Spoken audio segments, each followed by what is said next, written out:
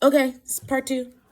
I wanted to talk about really quickly, and I was gonna tie it into my last video, but I was like, let me stay focused.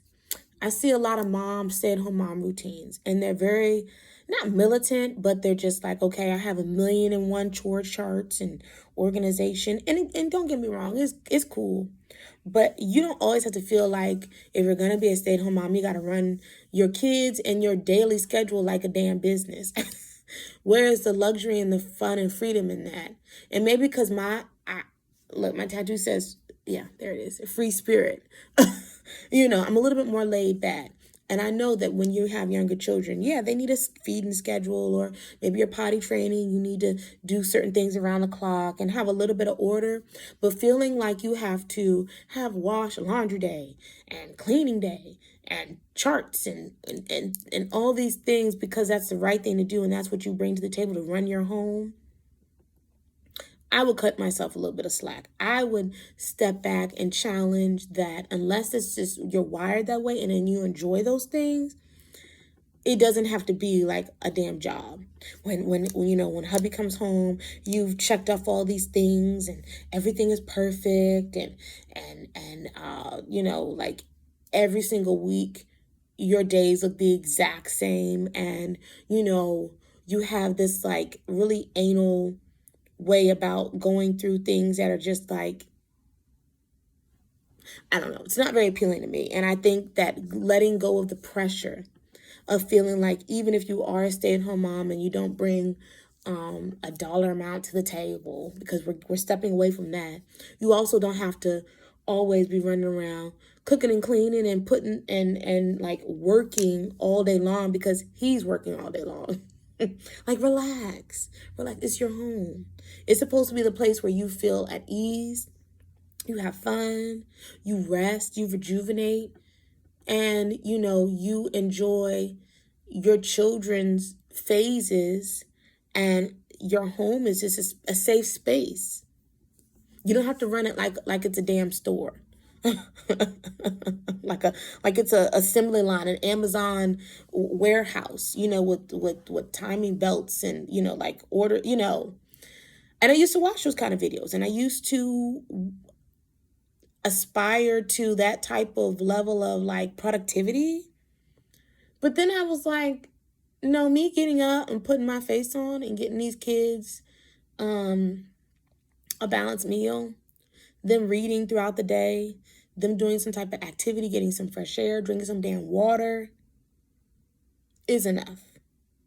Me being home, my fiance gets home, is a huge undertaking because he know I be getting in the wind. And he loves when I'm home, when he comes home. Decorating is great. Yeah, you have to tidy up, but it doesn't have to be this thing where you're perfect or that is the esteemed level of perfection that you feel like validates you as a woman, as a homemaker, as the woman of the house, as a stay-at-home mom, to have to make life like a job when it really shouldn't be that way. I'm getting away from believing that. I'm getting away from claiming that. My days look different because my mood changes. My days look different because my energy level fluctuates.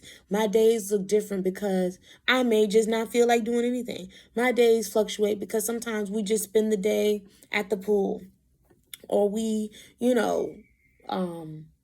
whatever. But that is your right. That is your power. You're an adult. And last time I checked, you don't have any kind of drill sergeant or manager coming behind you asking you with the clipboard, did you do the laundry? Did you do your 10-step system to clean your house from top to bottom? Did you, did you, you know, did you meal prep for the whole month? Did you check off all the to-do lists and all the chores? Did you make sure that hubby's stuff is all organized and laid out because, you like setting things up for him? Did you make sure that the children, their room is just totally immaculate and they have their clothes color coordinated and there's not a dust in sight? Like, no, no, no, no. And if that's a standard that you are going to hold me to, like let's say, mother-in-law comes over, your mother comes over, and auntie, busybody auntie comes over, and you feel this immense pressure to be perfect. You could politely and kindly say, if my house isn't up to your standard, you're more than welcome to come over here and do it. It's on that level. And I'll use this as an example. My grandmother came, bless her heart, came and stayed with us, which was really, really fun actually. But Babe had asked me, he was like, do you mind preheating the oven or our air fryer or something like that so he could heat up his food? And he was outside looking at my grandma's car. And I said, sure. Long story short, I forgot, and he came in and he did it himself. Now, my grandma being in her mid-70s and from a generation that, you took care of your man, you plated his food, and you cooked, and the way to your man's heart was through his stomach and a kept home. She was like, Ashley, you gotta fix that man some food next time. I can't believe you forgot. And I was like, he didn't say anything. He all right. He a grown man. He will be okay. He's not gonna break up and give me the silent treatment over this. Look, this is a new day.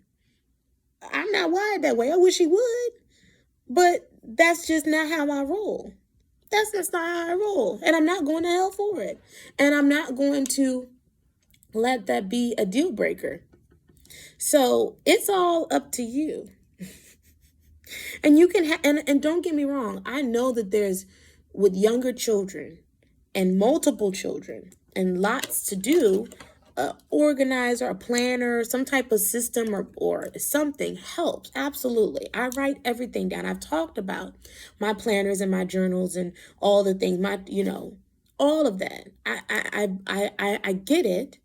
I have to keep track of my meet days with their dad, with us co-parenting, like what time, what day, I have to keep track of, prior to summer break, all the things that were going on at the school, 2-hour early dismissal days. Because if I don't write it down and I don't have a plan, absolutely everything can go in one ear and out the other. I get it. I'm not talking about that. I'm talking about you feeling like you don't deserve to do what you want to do when you want to feel like it. So if Wednesday on wash day and you don't do all the laundry, all the whites, all the darks, and organize everything in all these bins and all these systems that these moms put out there, it's like, they do this every week to run their homes, and it then you're just a total failure. That's wrong.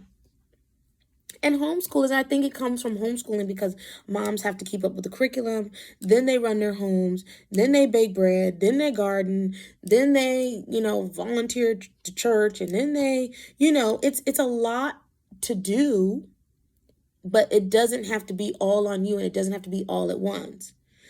Scale it back. Cut yourself some slack. Maybe do one thing at a time. Maybe just take it day by day and say, if I feel like it and I have the energy and I, absolutely. And if not, there's always tomorrow. You just don't have to beat yourself up to keep up with these systems and social media projections of what motherhood and keeping your home and being a helpmeet and a homemaker and all these things look like. That's all I'm saying. Maybe one of them days, if not 2 or 3 of them days, need to be all about you. You know what I mean? All about you. I would get up, I would take the girls to school sometimes. See, I didn't even always do that. Sometimes my fiance, he going that way, he would take them. Sometimes I would come home and get back into bed. Sometimes I would go get my nails done. Sometimes I'd piddle around in Home Goods. Sometimes I'd get on that phone. Sometimes I'd make a YouTube video. It's what you want it to be and what you feel like. So that is all I'm going to say. You write your life. You write your days. You write what makes you happy. My sister loves to organize and decorate. That's what she does. She enjoys it. She doesn't feel this immense weight to do it just because that makes her feel like a productive mother, a productive woman, and a productive partner per se. Her fiance doesn't come home and be like, "Oh, you didn't dust the ceiling fans today. What have you been doing all day?" We don't start that stuff. We don't claim that stuff. So good luck to you as you think about what your days look like and if you're happy and if you're balanced. Because if not, you got some work to do. Good luck to you. Until the next one. Peace. Bye.